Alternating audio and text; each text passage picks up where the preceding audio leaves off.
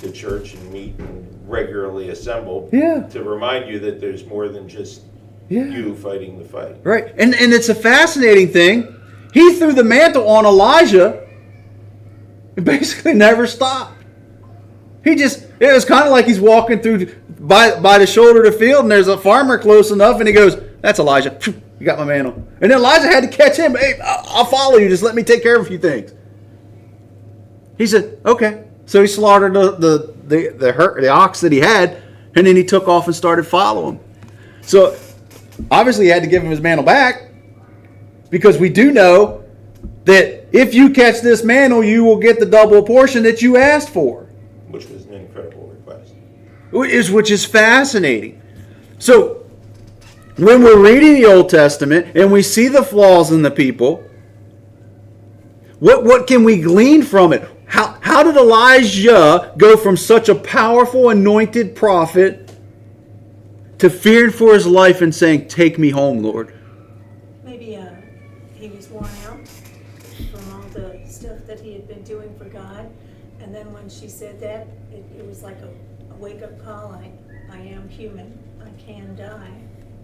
Maybe it just knocked him down. I think it's a lot to do that. I was looking at it. I was talking to Pastor this morning a little bit about it. But I was like, Elijah in the spiritual realm was so strong. But then when a physical threat, a woman that's standing in front of him goes, "I'm going to kill you." It's like, okay, he wasn't as tuned with the physical as he was with the spiritual.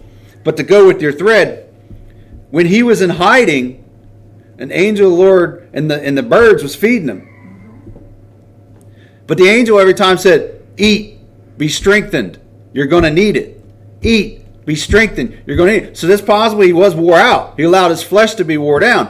And I've also noticed in my own life, when I have a great spiritual high, or when I'm up with God, when my fire is burning bright, that's usually when I start pouring buckets of water on it, more than when I'm blah, or when I'm just going along doing pretty good. When I have my fire is burning bright.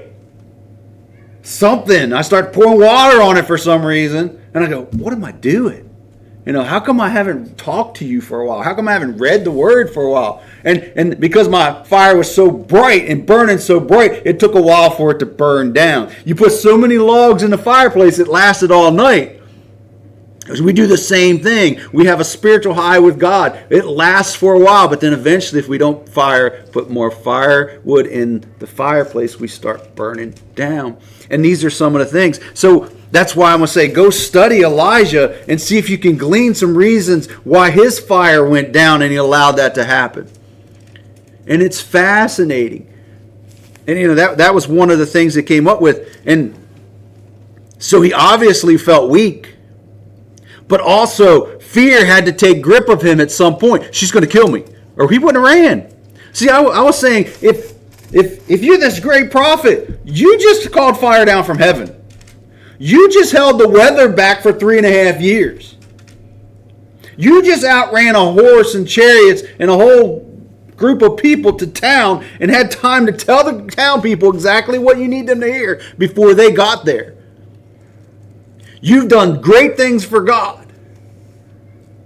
Why, in that moment, when she said, "I'm going to kill you," in your spiritual essence, that fire that's on fire, why didn't you just go, "Try it. You can't kill me. My time on earth is not done." Just like Paul. "You can't kill me because I'm promised to stand before Caesar, and until I stand before Caesar, I ain't got to worry about nobody killing me. I'm going to go through some stuff.